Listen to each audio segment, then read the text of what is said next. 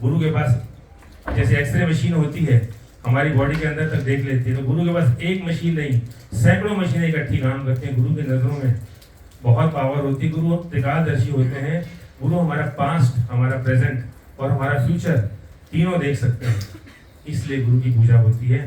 गुरु सब देख लेते हैं, इसीलिए कहा कि गुरु अंतर ज्योत जगाते हैं, दिल में दिल भर को दिखाते हैं।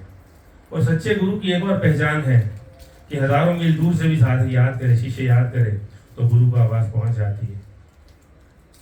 गुरु नानक के बाद सिख धर्म में जो भी गुरु है, एक और गुरु है, गुरु हरकिशन।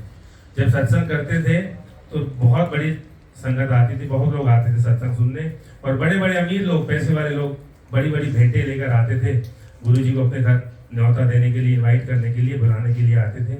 उन्हीं में एक थी लाजो, बहुत गरीब। वो सोचती कि मैं भी गुरु जी को इन्वाइट करूं, मैं भी गुरु जी को बोलूं कि गुरु जी कभी मेरे घर भी चरण डालो, लेकिन उसकी हिम्मत नहीं होती। सोचती कि लोग तो बड़ी बड़ी भेंटें लाते हैं, कोई मिठाई, कोई ड्राई फ्रूट्स, सब कुछ लेकर आते हैं, मेरे पास तो कुछ भी नहीं गुरु को अर्पण करने के लिए। तो आंखों में आंसू लेकर केवल गुरु को मन ही मन कहती कि गुरुदेव मैं चाहती हूँ आप मेरे घर भी आओ, लेकिन मैं इस लायक नहीं कि आपको बुला सकूं। तो एक दिन गुरु जी ने कहा अपने सेवकों को भी घोड़ा तैयार करो, आज किसी भगत के घर जाना है। तो पूछा जी गुरु जी आज किसके घर जाना है? कहते हैं आज मैंने लाजो के घर जाना है। लाजो के घर के सामने खड़े हैं गुरु जी जाकर, और लाजो कहते हैं लाजो देख मैं आ गया हूँ। लाजो तो गुरु को देखकर हैरान हो गई, आंखों में आंसू आ गए। गुरु जी को कहाँ बिठाऊं? गुरु जी जमीन पर ही बैठ गए, बैठे, कोई चीज घर में थी नहीं। गुरु जमीन पर बैठ गए, कहने लगे लाजो जल्दी से खाना खिला दे, मुझे भूख लगी है।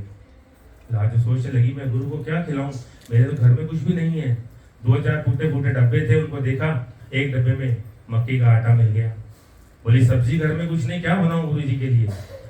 झोपड़ी से बाहर गई, देखा कुछ सरसों के दाने कभी गिरे होंगे, उनमें सरसों का साग पैदा हो गया था। तो सरसों का साग तोड़ा, चूल्हे पर चढ़ाया और साग बनाने लगी। और थोड़ी देर के बाद आंसू और जोर से आने लगे कि मेरे पास तो घर में नमक भी नहीं है, साग में क्या डालूं?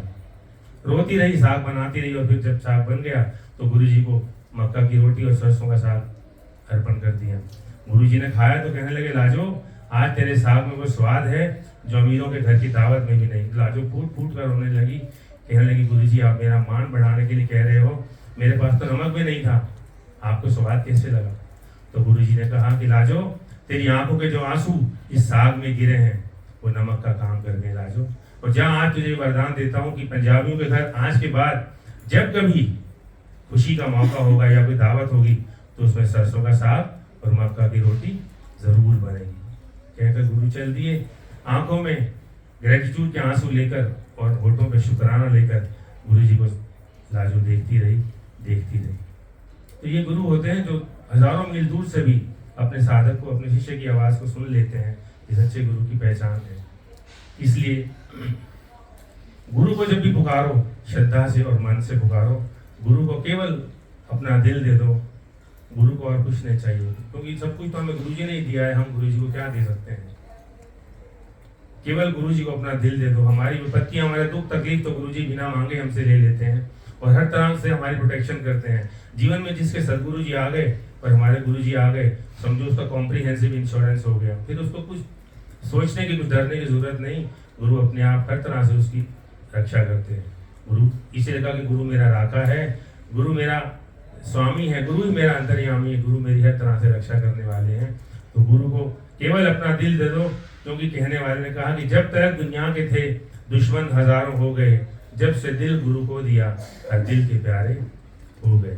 तो भगवान और गुरु में कोई अंतर नहीं। संगत जी यही सोचकर हमेशा गुरु की पूजा करनी चाहिए, गुरु को अरदास करनी चाहिए, गुरु की सेवा करनी चाहिए। और आप सबको बहुत बहुत थैंक्स।